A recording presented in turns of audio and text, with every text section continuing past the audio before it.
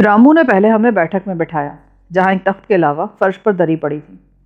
شاید اس نے اندر جا کر اپنی بیوی اور ماں کو ہمارے بارے میں بتانا چاہا تھا، اور اس دوران میں اس کی چاروں لڑکیاں بیٹھک میں آ کر سیتا کے گرد جمع ہو گئیں اور سیتا ان کے ساتھ خوش فیلیوں میں مشغول ہو چکی تھی۔ چند منٹ بعد رامو بیٹھک میں آیا۔ گھر کا جائزہ لے لو بھیا، جو کمرہ مناسب لگے وہ ٹھیک کرا دوں گا۔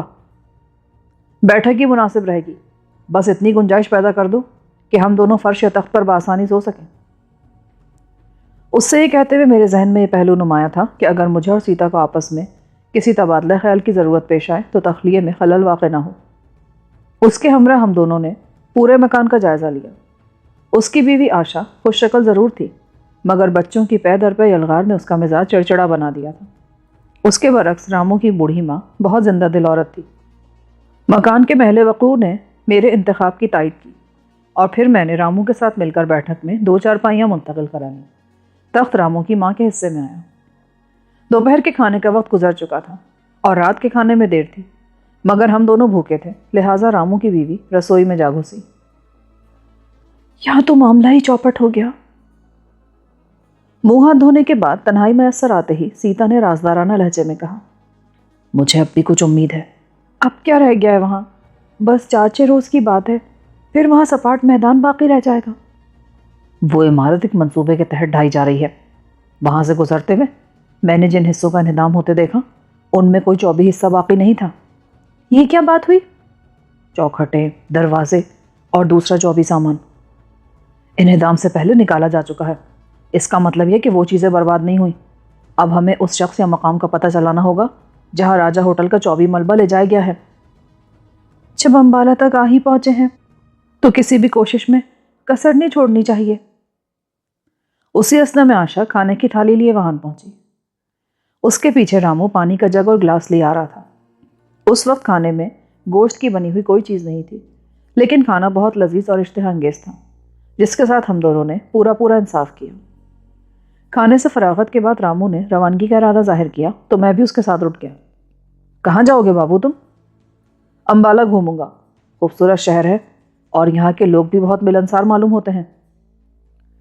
میں نے اسے ٹالتے ہوئے کہا، کہہ تو ٹھیک رہے ہو، پر ذرا ٹھگوں سے ہوشیار رہنا۔ ٹھگ؟ امبالہ میں؟ آج کل شہر میں ایک ٹولی کا بہت چرچا ہے۔ ایک خوبصورت اور جوان لڑکی خود کو شہر میں معصوم اور بے سہارا ظاہر کر کے کسی سادہ لو شکار کو پھانس لیتی ہے، اور جب وہ دونوں مکان یا ہوٹل میں اکیلے پہنچتے ہیں تو ان کا تعاقب کرنے والے لڑکی کے ساتھ ہی ان کے سر پر پہنچ کر شکار کو لڑکی کے اغوا اور آبروریزی کے جرم میں پھنسوانے کی دھمکی دے کر اسے ساری پونجی سے محروم کر دیتے ہیں۔ اور وہ آزاد ہے ابھی تک؟ ہاں، آزاد ہی ہیں۔ اس نے ٹیکسی گھماتے ہوئے کہا۔ شہر کے وسطی علاقے میں رامو نے مجھے اتار دیا۔ تھوڑی دیر تک ادھر ادھر وقت گزاری کر کے میں نے ایک سائیکل رکشہ روکا اور 2 روپے معاوضہ طے کر کے اس میں راجہ ہوٹل کی طرف روانہ ہو گیا۔ راجہ ہوٹل تک پہنچنے میں شام ہو چلی تھی اور عمارت کے ادھورے ڈھانچے پر کام کرنے والے مزدور چھٹی کر کے جا چکے تھے۔ میں ٹہلتا ہوا اس طرف بڑھا، پھر ملبے کے درمیان میں ہی مجھے ایک ادھورے کمرے میں 2 افراد براجمان نظر آئے اور میں ان کی طرف بڑھ گیا۔ ان دونوں ہی کی توجہ مٹی کے تیل کے چولہے پر چڑھی ہوئی دیگچی کی طرف تھی، لہٰذا وہ اس وقت تک مجھے نہ دیکھ سکے جب تک میں نے انہیں کھنکار کر اپنی موجودگی سے مطلع نہیں کیا۔ نمستے۔ میں نے ان سے نگاہیں چار ہوتے ہی ہاتھ جوڑ کر کہا، کون ہو تم؟ میرا نام روی لال ہے، روزگار کی تلاش میں بھٹک رہا ہوں، یہاں کوئی کام مل سکتا ہے کیا؟ اس کھنڈر میں بھلا کس کام کی امید لے کر آئے ہو؟ جو بھی کام مل جائے کر لوں گا، ویسے میں لکڑی کے کام سے واقف ہوں۔ حلیے سے تو بابو لگتے ہو، اور یہاں بابو گیری نہیں ملے گی۔ مزدوری مل جائے گی؟ ارے یار، کیوں کھچائی کر رہا ہے بیچارے کی؟ اچانک چائے بنانے والے نے مڑ کر اپنے ساتھی سے کہا، پھر مجھ سے مخاطب ہوا، ترخان ہو تم؟ ہاں، یہاں بھی تو بلڈنگ سے دروازے، کھڑکیاں اور الماریاں وغیرہ نکالنی ہوں گی۔ وہ سب تو چودھری رندھیر لے گیا بھیا، یہاں اپنا وقت برباد مت کرو۔ کام جانتے ہو تو رندھیر تمہیں رکھ لے گا۔ پرانی لکڑی کا بڑا بیوپاری ہے، اس عمارت کی ساری پرانی لکڑی اسی نے خریدی تھی، ہم تو پتھروں سے سر پھوڑنے ہیں۔ چودھری رندھیر کا کارخانہ کہاں ہے؟ لکڑی منڈی میں جس سے بھی نام لوگے وہ وہاں پہنچا دے گا۔ اس کا گودام اور کارخانہ منڈی میں سب سے بڑا ہے۔ میں اس کا شکریہ ادا کر کے ایسے بے جان قدموں سے واپس لوٹا جیسے ہر قدم کے ساتھ دھرتی پر کوئی احسان کر رہا ہوں۔ پہلی ہی کوشش میں راجہ ہوٹل سے نکلنے والی پرانی لکڑی کے خریدار کا سراغ مل جانا میرے لیے ایک غیر متوقع کامیابی تھی۔ ہوٹل کے زیر انہدام ڈھانچے کا رخ کرتے ہوئے میرے ذہن میں زیادہ سے زیادہ یہ امکان موجود تھا کہ اگر کچھ حصوں کی توڑ پھوڑ باقی رہ گئی تو ان کا جائزہ لے کر پارس پتھر کی بازیابی کے امکانات کا جائزہ لے ڈالوں گا، ورنہ امبالہ سے پاکستان واپسی کی راہ اختیار کروں گا۔ مگر چودھری رندھیر کا نام سامنے آ جانے کے بعد اچانک امید کی کرن نمودار ہو گئی تھی۔ ہوٹل سے کافی دور تک میں خواہ بوجھل قدموں سے چلتا رہا، اور جب مجھے یقین ہو گیا کہ میں عمارت کے ملبے میں موجود دونوں افراد کی نگاہوں سے اجھل ہو چکا تھا تو میں نے اپنی رفتار تیز کر دی۔ اس وقت میں جلد از جلد سیتا تک پہنچنے کے لیے بے چین تھا تاکہ وقت ضائع کیے بغیر اس کے مشورے سے کوئی لاہ عمل طے کیا جا سکے۔ رکشے میں سوار ہوتے ہوئے مجھے رامو کے مکان کی نشاندہی میں کوئی دقت پیش نہیں آئی، کیونکہ رامو خود اسی شہر کا ایک ٹیکسی ڈرائیور تھا اور اس نے مجھے اتارنے سے قبل اپنے مکان تک رسائی کے ہر امکانی حوالے سے آگاہ کر دیا تھا۔ چودھری رندھیر کا نام میرے علم میں آ چکا تھا، لیکن یہ ضروری نہیں تھا کہ اس نے ہوٹل کی عمارت سے برآمد ہونے والی لکڑی کو سینے سے لگا کر رکھا ہو۔ وہ بنیادی طور پر ایک کاروباری آدمی تھا، اور ایسے لوگ کسی بھی سودے کو زیادہ عرصے تک روک بنا کر نہیں پالتے۔ اگر ہوٹل سے برآمد ہونے والی پرانی لکڑی کی فروخت کا آغاز ہو چکا تھا تو میرا کام بڑھ جانے کے سارے شواہد موجود تھے، اور یہ کام مجھے اپنے بس سے باہر نظر آ رہا تھا۔ ایک مقامی مددگار کو اعتماد میں لیے بغیر مجھے اپنی پیش قدمی کے بارے میں خاصے شبہات تھے۔ مقامی مددگار یوں تو بہترے خریدے جا سکتے تھے، لیکن ان میں سے کوئی بھی قابل اعتماد نہ ہوتا، اور جب میں نے اعتماد کے حوالے سے امکانی معاون کے بارے میں سوچا تو مجھے بھاری گھریلو ذمہ داریوں میں گھرا ہوا رام ناتھ ہی سب سے معتبر نظر آیا۔ اس کی مجبوریاں میری پیدا کردہ نہیں تھیں، وہ خود ہی اپنے سماج کا قیدی تھا۔ اگر اسے امید دلا دی جاتی کہ میری مدد اور کامیابی کی صورت میں وہ ایک بڑی رقم کا حقدار ثابت ہو سکے گا تو وہ میرے لیے تن من کی بازی لگا سکتا تھا۔ میں نے گھر پہنچنے کے بعد کھلے ہوئے دروازے پر رامو کی بڑی بیٹی شانتی کو پکارا اور جواب کا انتظار کیے بغیر بیٹھک میں داخل ہو گیا۔ اس وقت سیتا بیٹھک میں نہیں تھی۔ بچوں سے پتہ چلا کہ وہ کافی دیر سے رامو کی ماں کے ساتھ بیٹھی باتیں کر رہی تھی۔ وہ آئی اور میرے سامنے ایک چارپائی پر بیٹھ گئی۔ کیا ہوا؟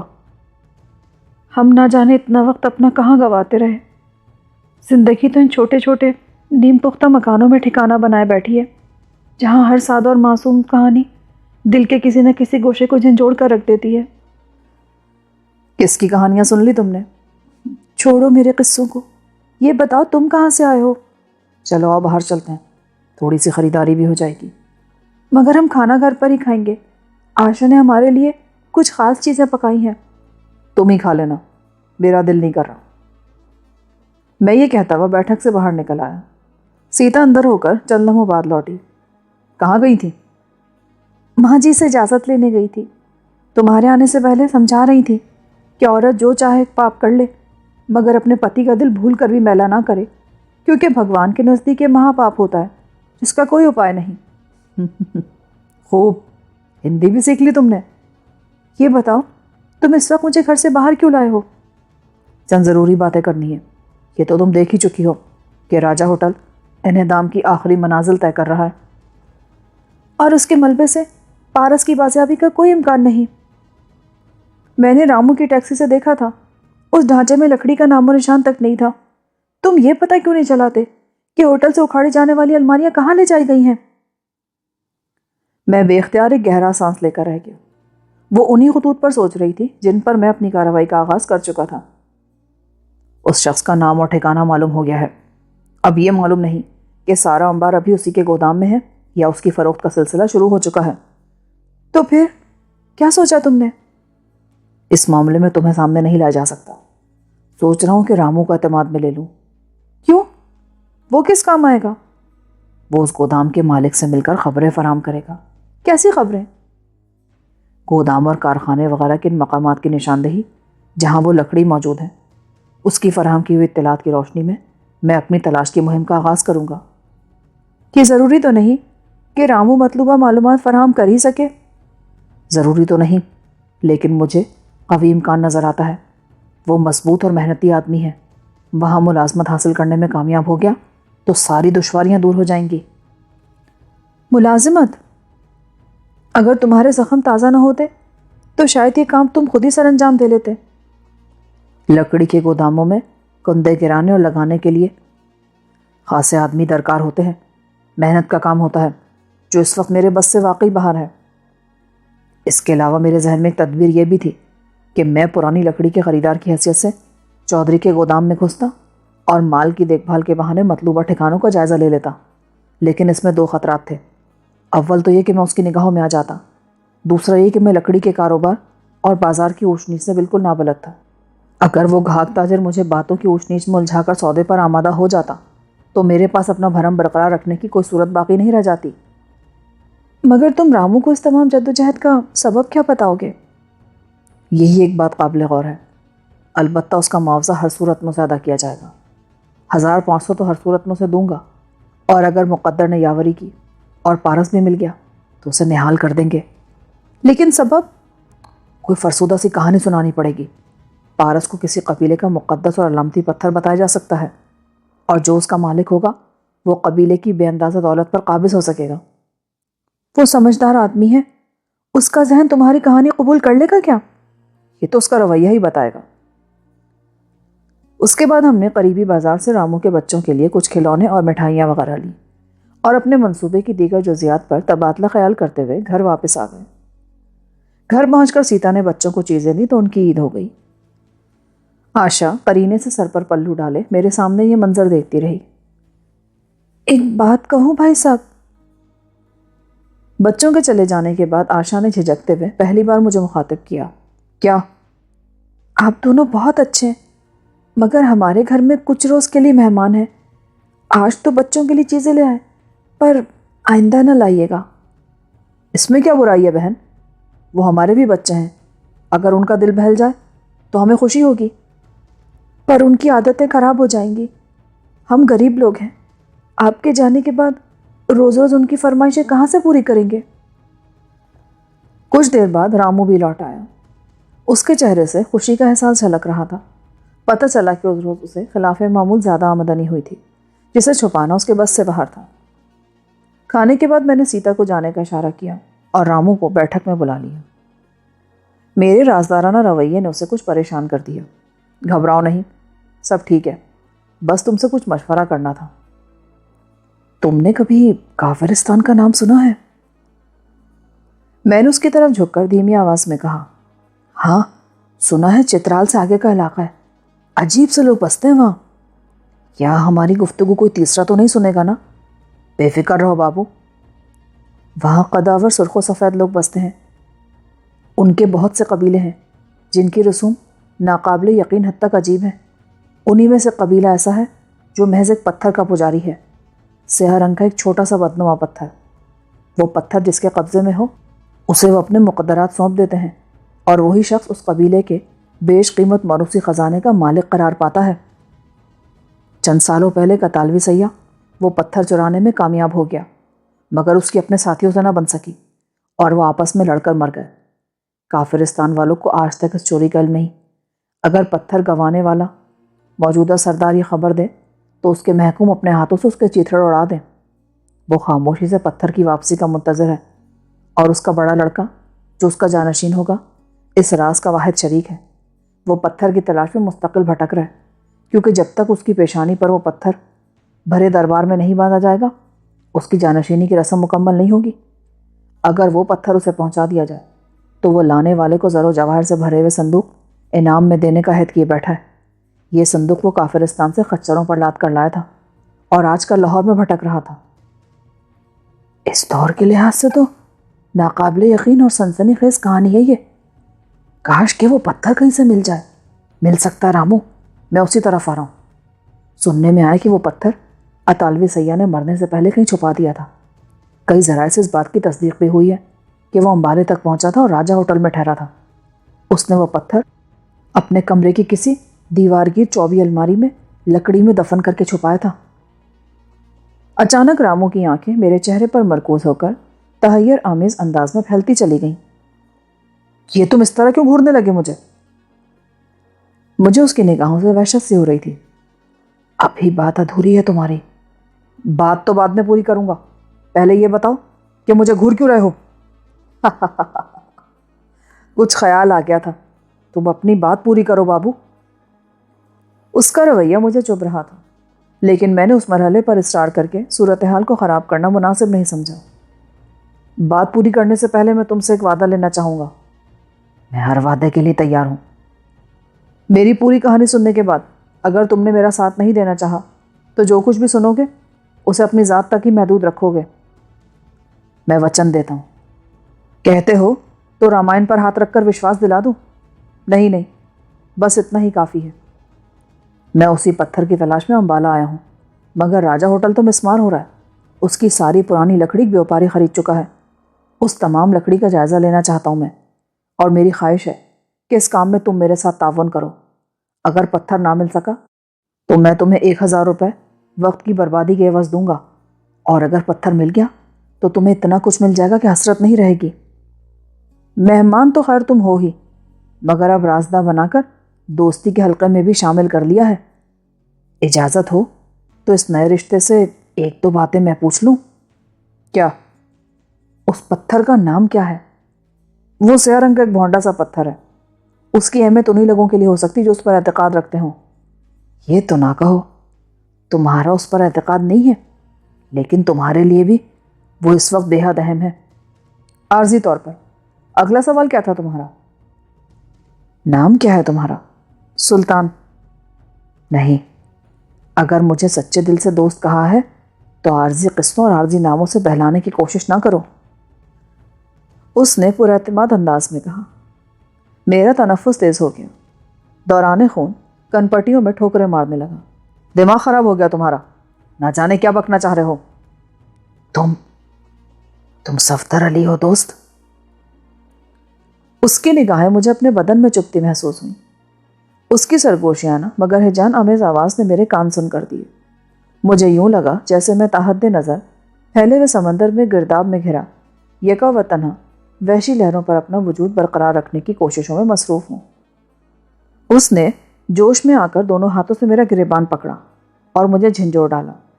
پھر سرگوشیانہ آواز میں غرایا. بولو، صفدر علی ہو نا تم؟ میرا سر شکست خوردہ انداز میں اوپر سے نیچے ہلا اور پھر نگاہیں بھی جھک گئیں. میں برسوں سے امبالے میں رہ رہا ہوں میرے یار. رامو نے میرے برابر میں بیٹھ کر اپنی باہیں میرے گلے میں ڈال دیں. تمہاری داستانیں بھی اتنی پرانی نہیں ہوئی. پارس پتھر کا نام بھی اچھلا تھا. مجھے تو حیرت ہے کہ میں پہلی نگاہ میں تمہیں اور بھابھی کو پہچان کیوں نہ سکا. پولیس چوکیوں پر تمہارے دھندلائے ہوئے پوسٹر شاید ابھی تک آویزاں ہوں گے. اگر میری زبان پر پتھر کا ذکر نہ آتا تو شاید تم آخر تک بھی ہمیں پہچان نہ پاتے.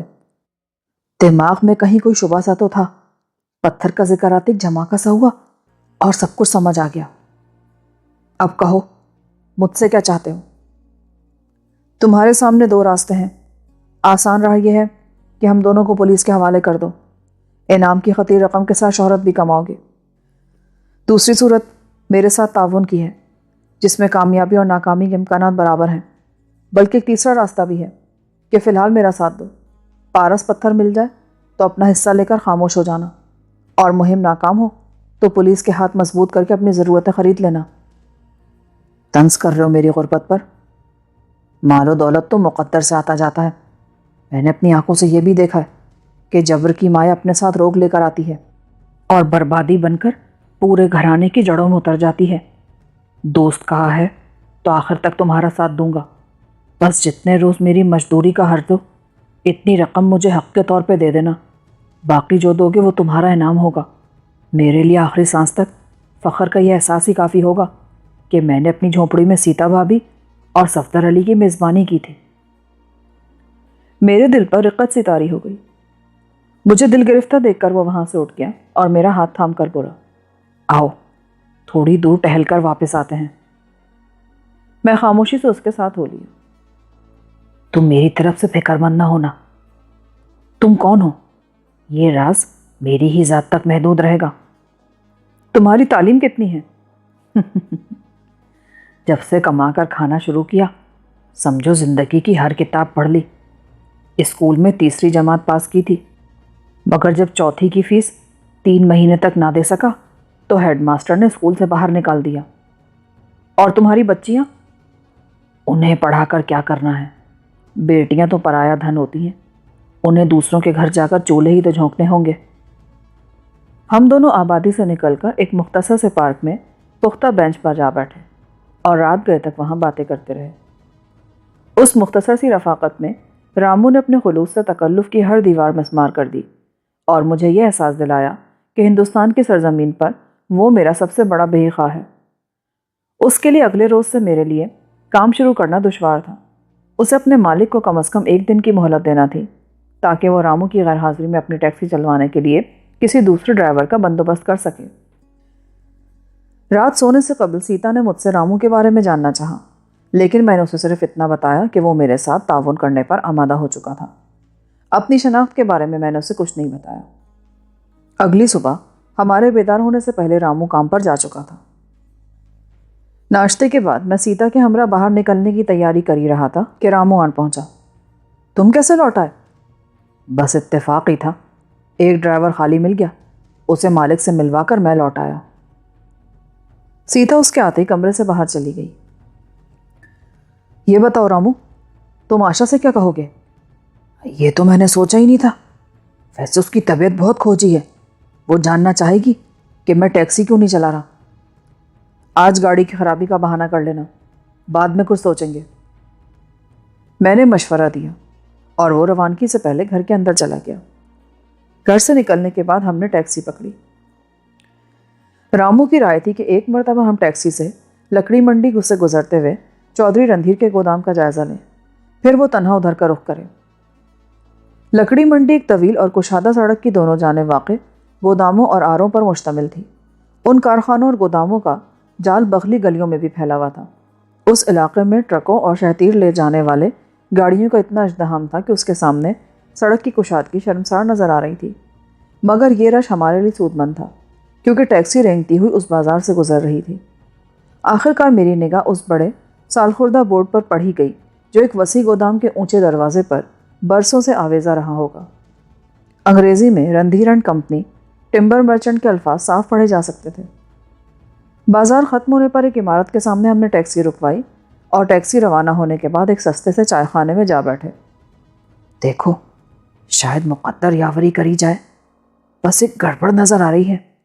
وہ کیا رامو؟ یہاں کام کرنے والے سارے ہی مزدور پھٹے پرانے کپڑوں میں ہیں، میری پتلون قمیض ان سے میل نہیں کھاتی۔ یہ کمی تو میں اپنی اداکاری سے پوری کرنی ہوگی۔ چائے ختم کر کے اس نے آنکھوں ہی آنکھوں میں مجھے الوداع کہا اور اٹھ گیا۔ شام کو 6 بجے اسی ہوٹل میں ملاقات ہوگی۔ جاتے جاتے اس نے جھک کر میرے کان کے نزدیک کہا اور پھر ہوٹل سے نکل کر فٹ پاتھ پر پھیلے ہوئے ہجوم میں روپوش ہو گیا۔ میرے دل میں چور تھا، لہٰذا مجھے یہ خیال ستا رہا تھا کہ اگر میں زیادہ دیر تک اس ہوٹل میں بیٹھا رہا تو کہیں کسی کی توجہ کا مرکز نہ بن جاؤں۔ لہٰذا 1-2 سگریٹیں پھونکنے کے بعد میں نے چائے کے دام کاؤنٹر پر ادا کیے اور ہوٹل سے باہر آ گیا۔ میں پاکستان سے طویل سفر طے کر کے امبالہ پہنچا تھا اور کھیل کا آغاز ہو چکا تھا۔ اس بار میرے مالی وسائل بہت محدود تھے اور کچھ اندازہ نہیں تھا کہ کس وقت کیا ضرورت پیش آ جائے۔ میں نے اپنے تمام ڈالرز تو ہندوستانی کرنسی میں کرا لیے تھے، لیکن سیتا کی جیب تراشی سے حاصل کی ہوئی پاکستانی کرنسی جو کہ تو میرے پاس موجود تھی۔ اس مرحلے پر مجھے شدت سے اپنی حماقت کا احساس ہوا کہ اس بارے میں نے رامو سے کوئی مشورہ نہیں کیا تھا۔ اس وقت میں امبالہ میں تھا اور رامو امبالے کا پیشہ ور ٹیکسی ڈرائیور تھا۔